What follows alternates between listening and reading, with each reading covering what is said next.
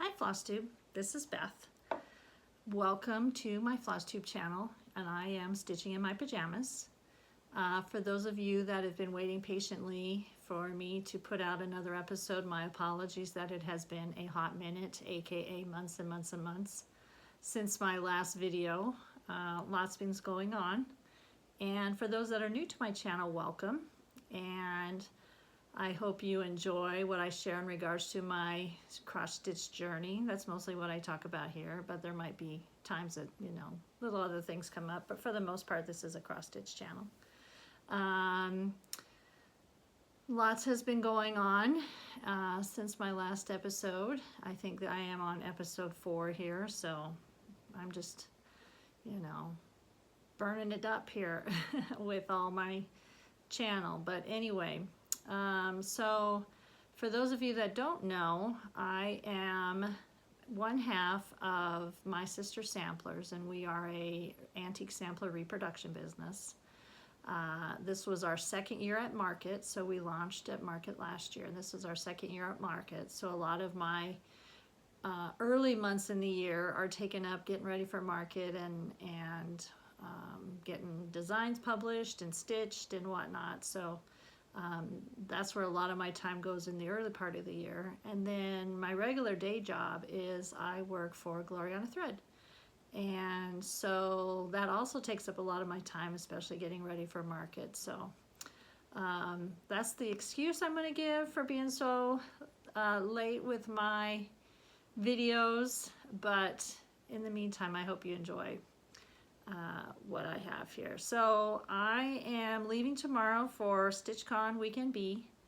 Here I am in my camping PJs, but even though I'm not going RV camping, I feel like going to StitchCon is like going to camp. It's going to be great fun. My sister and I went for the first time last year, and we just had a blast. So we are going again, and my plane leaves quite early in the morning, but I figured, well, if I'm going to StitchCon, I should at least get caught up a little bit on my FlossTube. So that's what I'm trying to do. So if I show up tomorrow at the hotel, and you might see me, for anybody that might actually watch this before StitchCon be sympathetic in my appearance. But anyway, so let's get started. Since tomorrow is my weekend that I'm leaving for StitchCon, let's talk about what I'm taking to StitchCon. So my travel piece that I always take on the airplane, or at least lately, is Winter Rose Manor by Brenda Gervais and With Thy Needle and Thread. And sorry about the glare. So I've started that. That was a birthday gift from my sister. I don't know if I have it noted here. Oh yeah, May 27th of 21 is when I started it. My birthday is in February, but I started it in May. So here's my progress. And there is a good chance that I will finish this on the airplane tomorrow. I did not mention that I am in Washington State and going to Ohio. The flight will probably be about 4 hours, so I think I really only have like in here to fill in. I have some grass or some snow or whatever this is. I have that to finish, and then I think I'm done. This is Vicki Clayton Silk, and I can't remember what my fabric is, but when I get it finished and I post that again, then I will make a note of that and let you know, or I'll put it in the comments below. So that is my Winter Rose Manor. The other piece that I've been working on diligently is Anne Tong Uffendell by Hands Across the Sea. And this I started on May 3rd or May 6th of this year as a stitch along with the Tudor Rose Sampler Guild. And we were, it's going to be a 24-month stitch along, and it's all been diagrammed out and whatnot. But once I started it, they started it February 29th. That was the leap day start, because I think Anne's birthday is on February 29th. But anyway, so that was the start, but I started it a few days late because we were at market. So here's my progress. I'm down to about 3/4 of the way. So that'll be my main focus at StitchCon. And it would be nice if I got close to a finish, but who knows? It's going to be so much fun that I don't know if I'll even get much stitching done, so we'll see how that goes. But this is Ann Uffendale, and I just love her.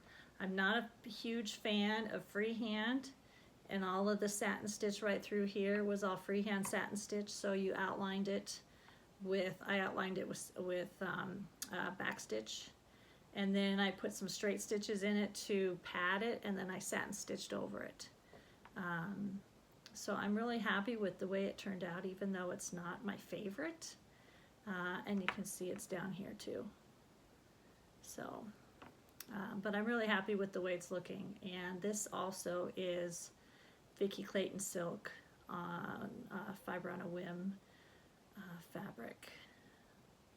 So that is my current work in progress for StitchCon. It's mostly been my focus the last 3 months. So we shall see how far I get with that. The other one that I'm taking with me, just in case we get to, just in case I get close to a finish, is I'm going to take Harriet Salt, also by Hands Across the Sea. Seems like I'm on a Hands Across the Sea thing lately, but I don't know why. It's just, that's all what's come up anyway. So the last time I stitched on this piece was at StitchCon last year. So I can't even call it a whip because I haven't stitched on it since StitchCon. But here's my progress. And you can see, as I mentioned in one of my other videos, that look at my margin right here.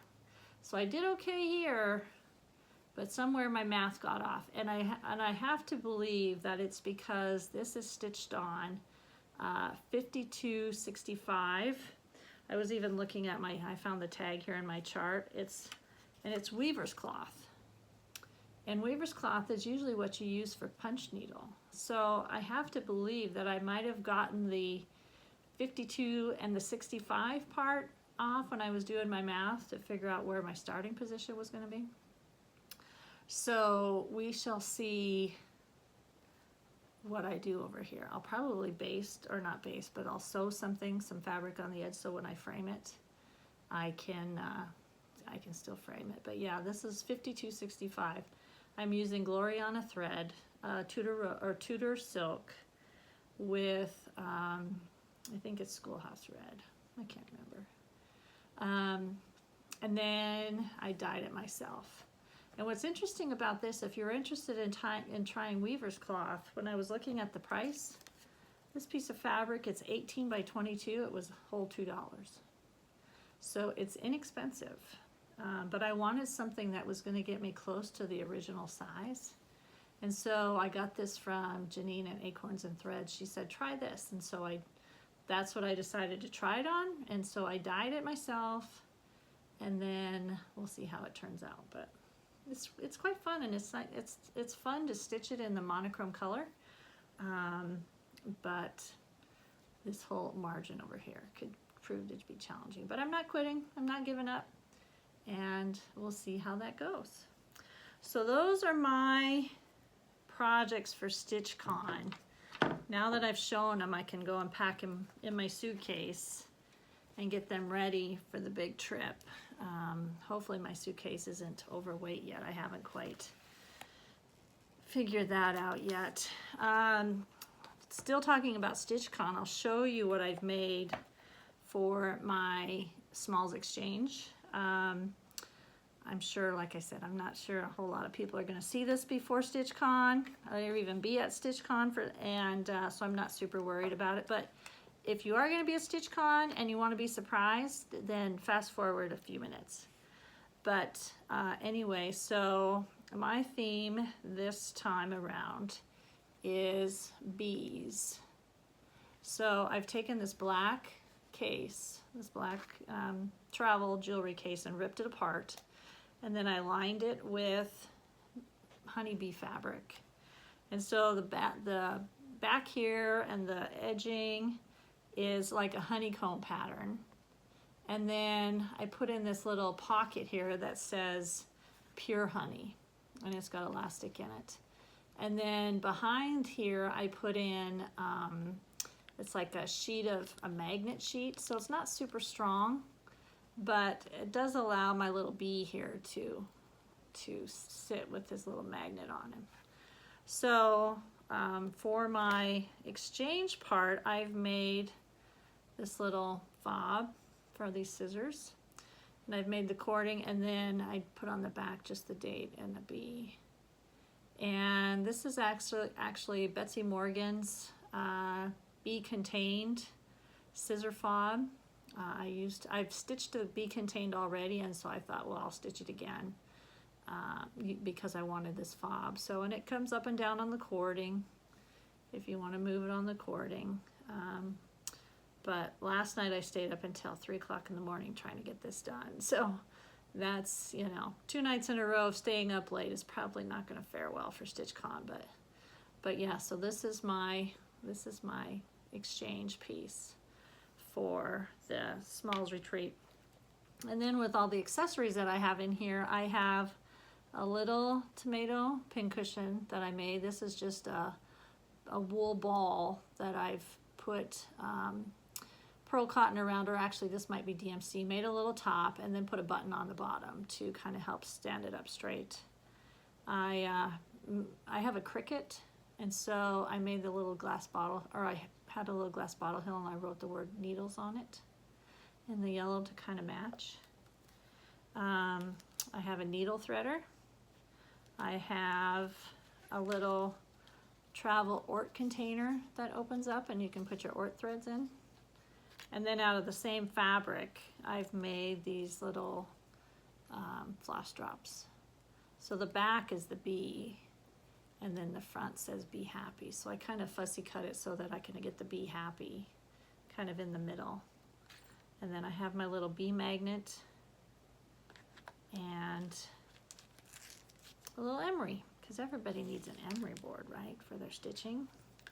So that is my Smalls exchange for StitchCon Weekend B. So I thought it came out really cute, and I'm super happy with it. So going from there, let's talk about some of the things that, like my stash enhancement kind of stuff. Since it's been several months since my last video, there's been, who knows what all I've bought, but the things that I remember are recently in the Facebook group, there was the Charlotte Warrington, and I know you're going to ask me the Facebook group, and homespun? I can't remember, but again, I'll note it below. But this was an exclusive to the group, and it's by Vicki Jeanette Douglas. No, that's not right. Vicki Jeanette. Yeah, Needlework Press. Sorry, I'm getting too many names confused. Vicki Jeanette. And then she is, Needlework Press. Anyway, so I got mine through Colorado Cross Stitcher, and it came with the fabric, the Mason linen fabric, which I haven't stitched on before. I haven't stitched on any Mason linen. And then I got the DMC version. So, so I'm excited. I almost started it at the same time that I started my Ann Uffendale, but I decided I would wait. There's less glare. So I might start that if I get done with my Ann Uffendale. It also came with this tray that you snap together, and it makes a nice little tray. So that was very nice. The fabric that I had gotten for my Ann Uffendale, it's the Avogado by Fiber on a Whim, and I got enough so that I can stitch Isabella Ufendel and sister. I can stitch her on the same fabric. It's 46 count, and I just love it. I think it's very pretty. It may become one of my standard colors now. My friend Nancy is making project bags, and I discovered this on her Facebook. So I ordered it, and I thought it was very reasonably priced, but isn't it nice? She's quilted it. She's a quilter too. So I thought that was super nice. And then, you know, I might have a bag or two of this, but then I also use these. These, you know, bags with just a zipper at the top. And I found these at Michael's. They were on sale. And so you get like, they come in different sizes. This one is, doesn't say how big it is, but it's pretty good size. And I think it was like $10 being on sale. So I thought that was very reasonably priced for 3 bags. If anybody needs stitching bags and doesn't want to pay a lot for handmade bags. The other thing that I did at the beginning of the year is I joined the Fat Quarter Shop Needlepoint Silk Club. I like to say I don't do a lot of clubs because I feel like I belong to too many wine clubs, to be honest. And even though I don't drink a lot of wine, I seem like I have a lot of wine, so anyway, that's beside the point. That's another day. But so I find these are very fun. And I forget who I had tried to, my sister had turned me on to another club, but I didn't get signed up in time. And so then this one came to my attention at Fat Quarter Shop. So I thought, well, that's something I can do. And because I need to build up my stash for needlepoint silk, so I think this is a great way to do it. The other club that I belong to is the Vicki Clayton Silk. So I get her solid collection or conversion, and then I get the variegated. That's the word I'm looking for, the variegated. So I get both of those, again, just because I like, mostly for my designing and my reproducing, I like to have all the colors. So very worthwhile. I think both of these together, I think is $55 a month. And I think that includes shipping. So if you're interested in one or both of them, I suggest, you know, checking into it, because I think they're very worthwhile. Normally her silk is $3 a spool, and it's the same yardage as a DMC skein. So for silk, I find it very economical. One of the things I thought I might share is when we're talking about all of the silk, how do you store it? And the way that I store it is in these. I'll show you the box, and then I'll show you how I do it. So these I get from Harbor Freight, and Craftsman comes out, has another little storage container that is very similar, but this is much cheaper. So this box is, I think, about $19. And it's 40 drawers, 40 bins. So it stores a lot of thread. So what I've done is I've taken them and, again with my Cricut, I've labeled the drawers, and then I just have them in DMC numerical order. And then, there's something in this one. And then what I do is I have a list that has like the Vicki Clayton silk conversion. So I'll put my DMC and my Vicki Clayton all in the same drawer. So if I'm looking for a color, then it's all together. And I'm going to do the same thing with my needlepoint silk, even though I haven't started that yet. This one that's in the box here is, I'm going to do it by color family. So each drawer is going to be a color family. And I have it worked out looking at the list. I have it worked out that I think I can get them in 2 boxes. Or 2, you know, 2 of the 40, because I think there's going to be several colors per box, or per drawer. But this is what I'm using for my DMC and Vicki Clayton. And then in the bottom, I've got it set up, so let's see if this one has it. So in the bottom, I've got all the variegated ones, and they're kind of by, like, this drawer is probably like JKL or something. So this is how I'm keeping the variegated is stored. It's just in that big drawer at the bottom. But I think with all the DMC that I have 16 of these drawers, and I'll watch for them to go on sale at Harbor Freight. But I find them exactly what I need, because I've gone through way too many ideas for trying to solve my floss storage, and I'm really liking this. So Harbor Freight is your friend if you have any interest in doing the same.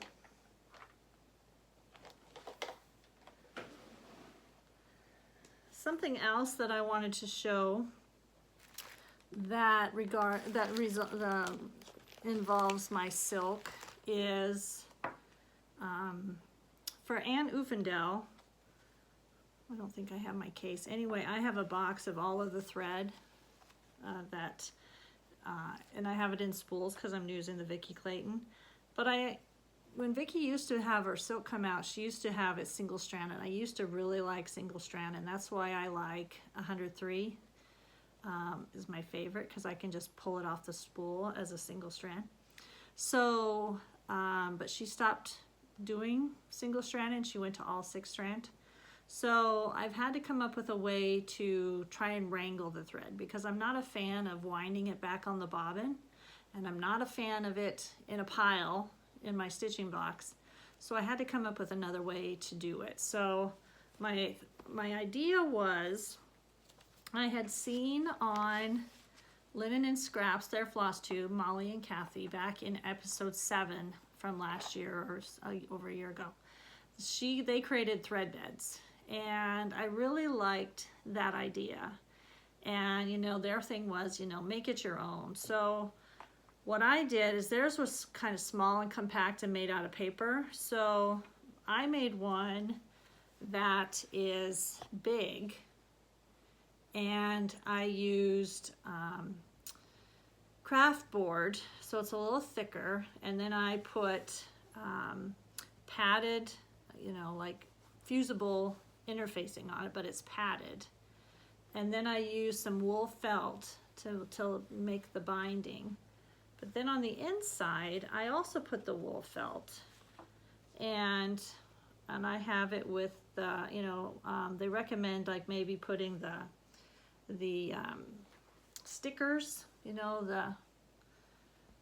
the removable stickers, and I don't think the removable stickers would really matter on this, but it's basically 2-sided, and the stickers just come in here, and then as I twirl them around my fingers, they go around the sticker perfectly.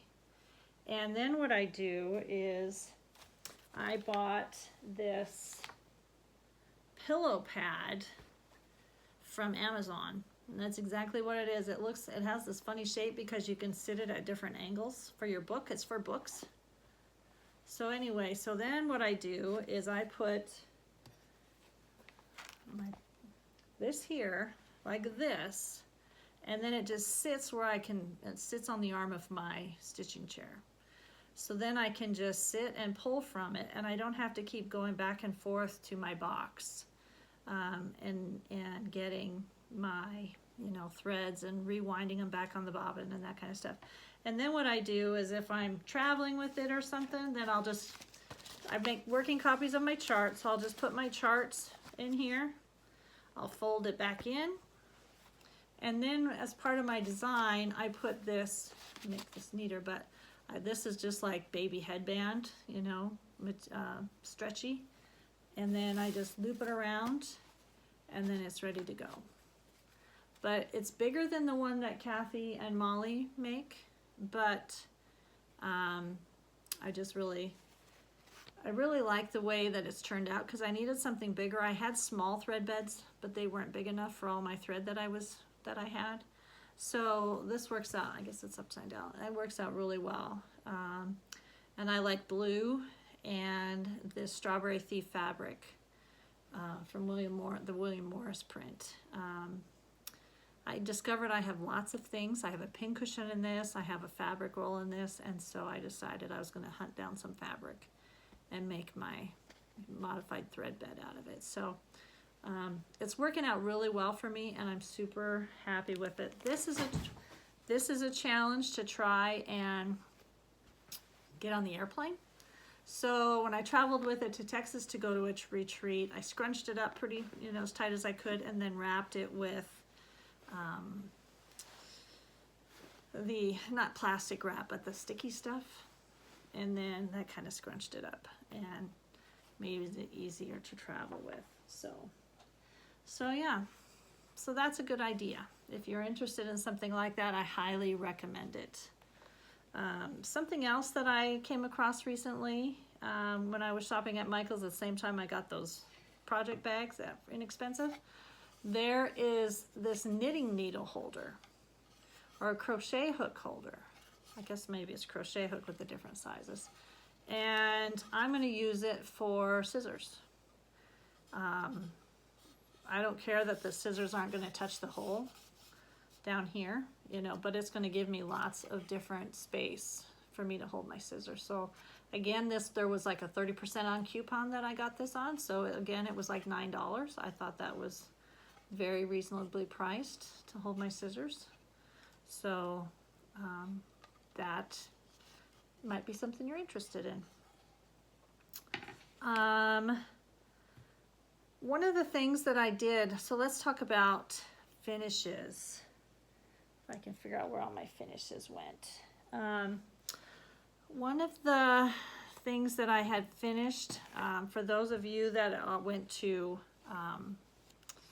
or participated in the Jingle Ball, for those that didn't, you need to sign up this coming year.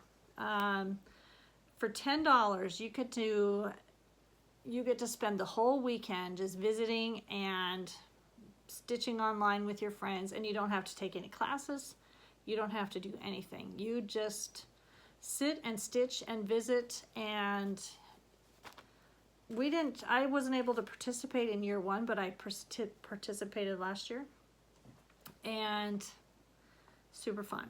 So when the time comes out that you need to sign up for the Jingle Ball through Lindy Stitches, you absolutely should do it. I took one of the Teresa Kogut classes, and it was the Joy. And who knows where my chart is, but look at how cute it came out. And it was just basically these little padded pillows on this pipe cleaner that she did. Isn't that sweet? So cute. And we took the class through, the online Zoom. It wasn't Zoom, but it was similar to Zoom. And did the class with her, the finishing anyway. And it was super fun. I had stitched it all before the class, and then we worked on it together. The other one that I took was the Jingle Around the Block square cube, I guess it is, with hands-on design. And again, a super fun class. She walked you through all of the finishing instructions. And even though I'm not to the finishing instructions, I at least have all the stitching finished. And this is, I think it's smaller fabric than what she called for, but this is what I had in white. And then I stitched it in Vicki Clayton. So I'm thinking I might put my initials or my name or something in this bottom square, and then I have the felt that goes here, and then I have the cute pins that go with it too. So I just got to take the time to finish it. But that is that. The other thing that I have finished is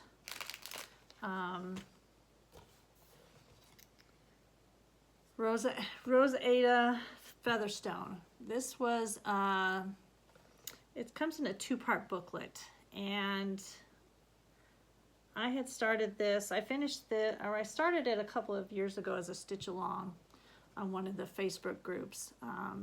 And I finished the companion piece that was part of the booklet, you know, back in 2020 or something. But this one I just finished. And I didn't put the back on it yet because I thought I wanted to show you how I finish, you know, when I do my framing, and I thought you might be interested in seeing that.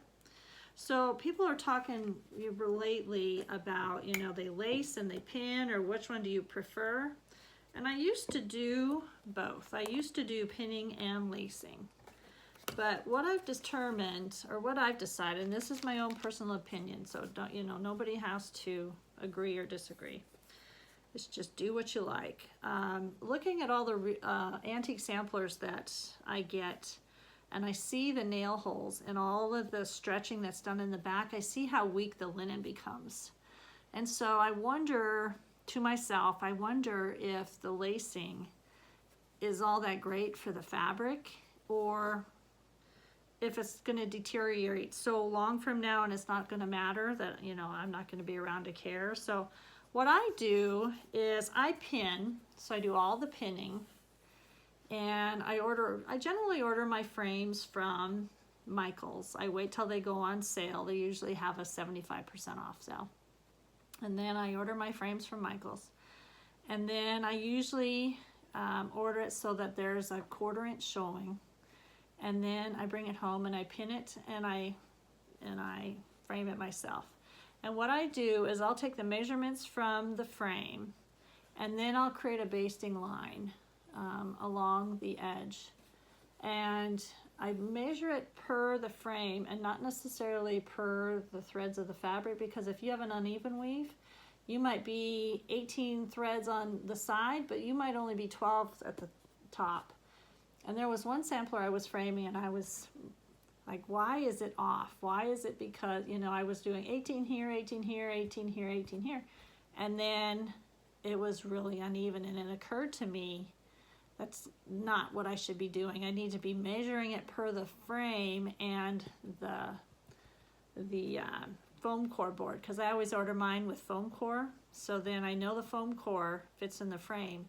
So then I measure the foam core, and then that's where I put my basting. And then that helps me do the straight line when I put in my frame. And then instead of lacing on the back, I use bookbinding paper tape. It's acid free.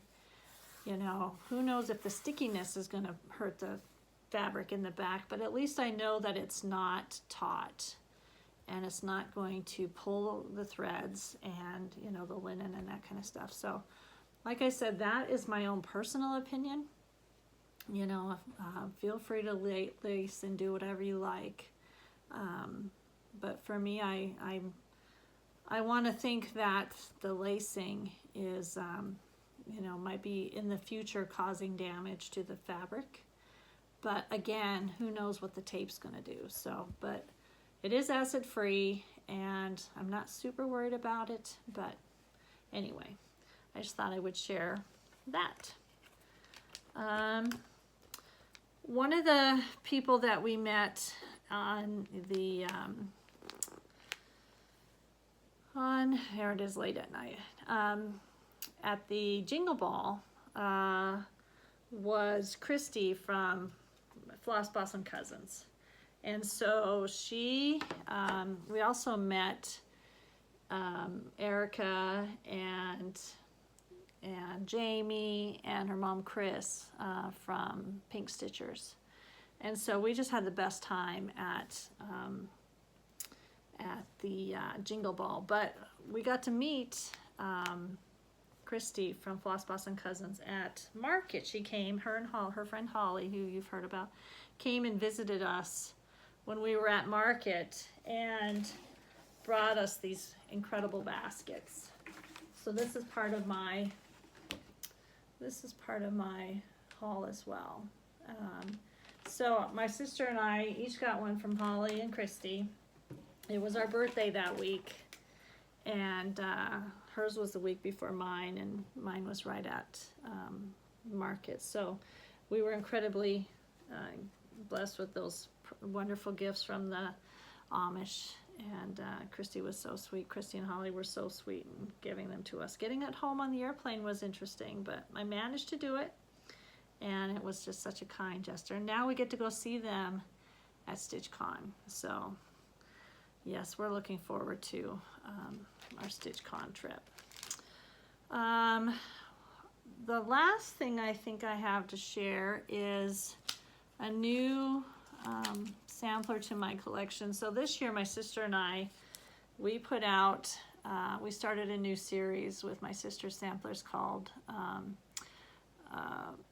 this first one was Little Letters, and it's basically, the series is going to be like diminutive samplers, so small samplers.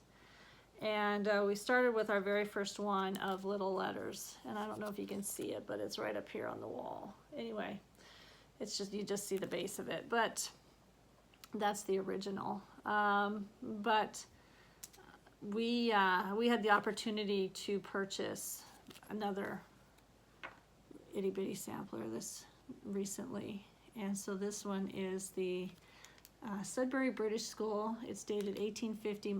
Mine doesn't have a name on it. My sister bought one that's very similar, and hers has a name on it, but we thought they were super sweet. So that is a recent addition to our sampler collection, and be watching for something like that. I think we're going to try and do a small, every year at market we're going to have a release of a small, so maybe this will make the cut one of these days. So this year was Little Letters. Next year we've already got it picked out which one we're going to do, so be watching for that if that's something that interests you. I guess it's probably time for me to go to bed and get ready for my flight tomorrow, but thank you for hanging out with me tonight. I hope that my next FlossTube isn't, you know, months and months and months away. I will do better. And then hopefully you'll be hearing from me, maybe from StitchCon. There might be, who knows what we might post. Who knows what kind of trouble we'll get into. So I appreciate you sitting with me tonight, and don't hesitate to post a comment below if you have any questions. And I look forward to meeting with you again. Thanks so much. Bye.